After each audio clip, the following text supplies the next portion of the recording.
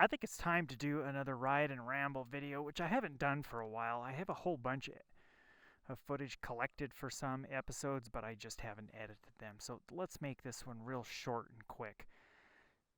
Why do I run a GPS on my bike instead of a mapping app on a cell phone and have that mounted on the bars instead of my GPS? Well, I have been a GPS user since long before the days of a smartphone. I can tell you the first GPS I bought it back and I'm almost positive it was in the year 2000. And it was a Garmin GPS 3 Plus. So, back to the why I don't run one. It's basically that's part of it is I've just always been a GPS guy since the year 2000. I can manipulate the tracks and make routes and tracks and whatnot and waypoints and manage them in, originally I managed them in Garmin Map Source, and then along came Basecamp.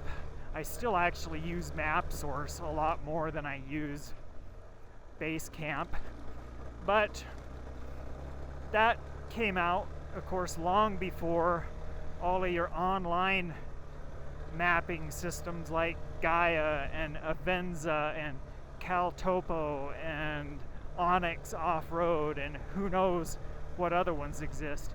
And all of those, or a lot of them anyway, if you want to get full feature usage out of them, you have to pay for a subscription.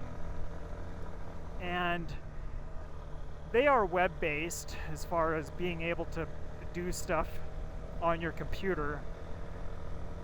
But I'm just old school, I guess, and have preferred diddling around in Map Source and Basecamp.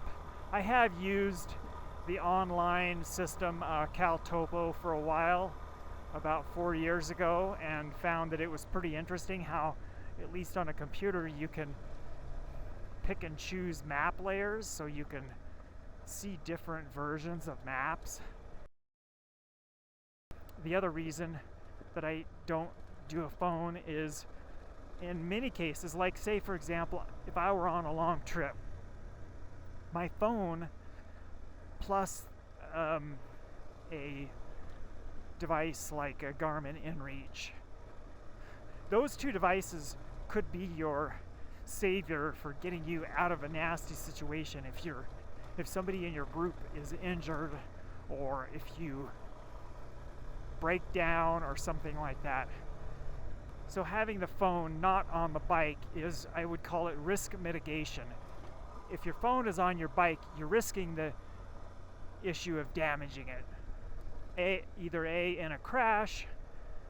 If you go over the bars, your knee could just completely obliterate the phone, pull it right out of the mount, and it might go off into the forest somewhere, never to be found again.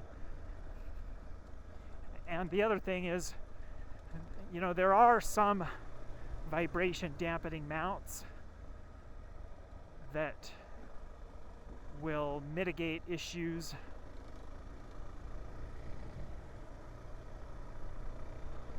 for wrecking the camera on your phone,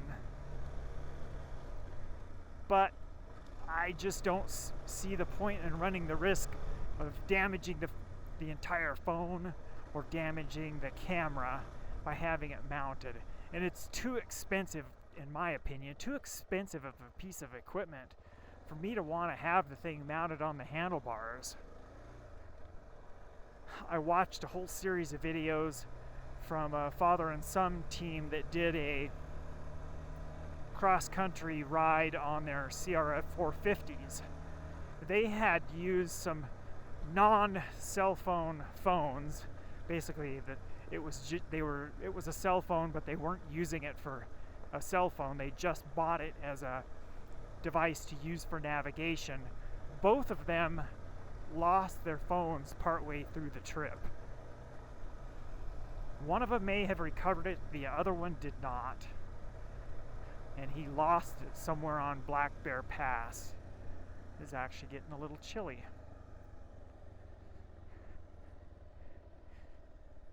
So I think they were using a RAM style cradle with the phone held in place by a bunch of fingers, which I have one of those mounts, and for a while I was running a device, the cell phone, just to have some maps on it.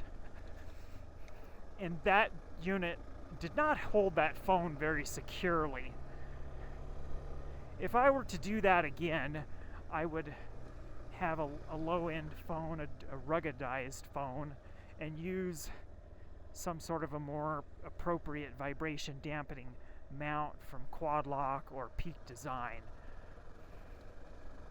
But I would never use any of those high-end vibration dampening mounts to mount my actual cell phone on the device that I was using as a cell phone. I don't want to use my cell phone as navigation.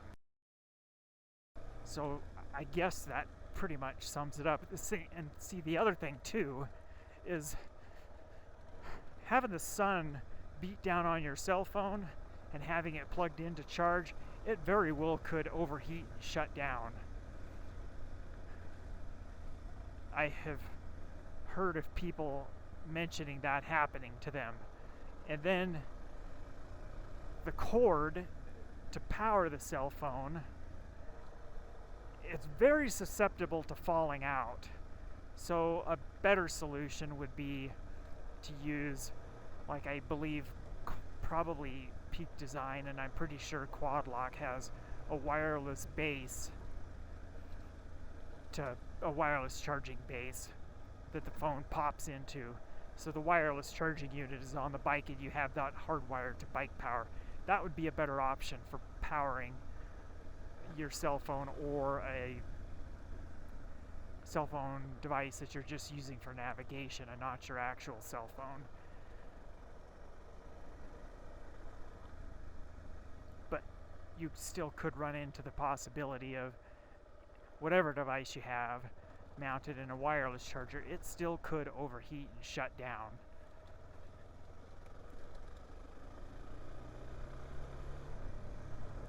So I haven't really played with any mapping apps much on a phone, so I don't know what would be the best one or how you would use that device to, say you're out in the middle of nowhere and you know that there's a quicker route to get off the mountain to town, but would like to have the ability to have the GPS device, the cell phone device, navigate you to that location. I don't know how easy that is to do with a mapping app on a tablet or cell phone device, because I've never explored being able to try and do that. They work really good for follow a track, but anything beyond that I don't know. The other thing about using a cell phone on your bars is you're locked into that form factor or that ecosystem of cases and mounts. So if you want to use Peak Design, then you have to figure out if they make a case for your phone. Same with Quad Lock. And those cases add a lot of bulk to the back of the phone, which means you can't just pop it onto any wireless charger pad that you might have already in your collection of stuff at home or in your vehicle. You're going to have to then bump up your expense level to buy a vehicle unit that's wireless charging for whether it's Peak Design or another brand or Quad Lock.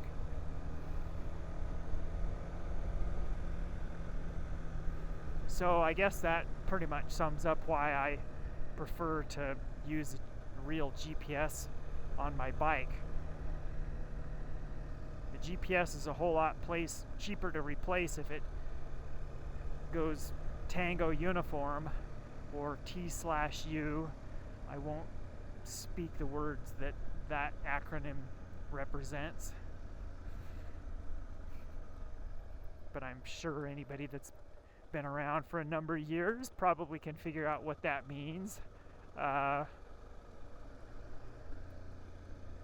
and I've just always been a GPS guy, so that plays into a lot of it. See, I've had the Garmin GPS 3 Plus, I've had a Garmin 176, then I upgraded to a 276C, then a 478, which I still have, and then this guy here, the Zumo XT. That is one of the construction people that's doing some work inside of that one tunnel, Tunnel 21.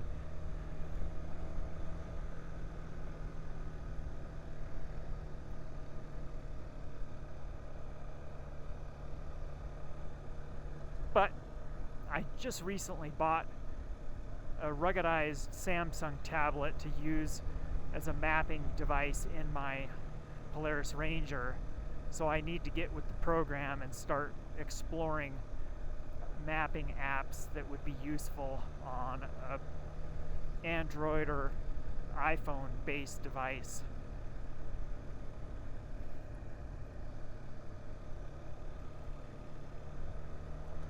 So I guess that summarizes my rambling about GPSs versus cell phones, or a inactive cell phone as a navigation device.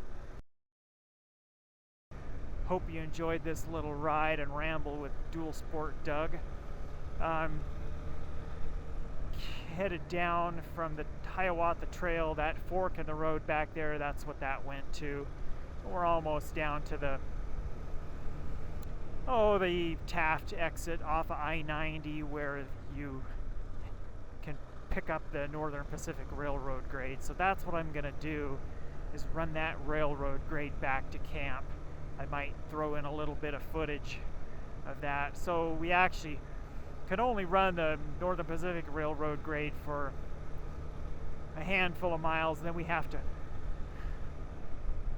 pop up onto the Milwaukee Road Railroad grade, because the Northern Pacific is gated at the next exit off I-90.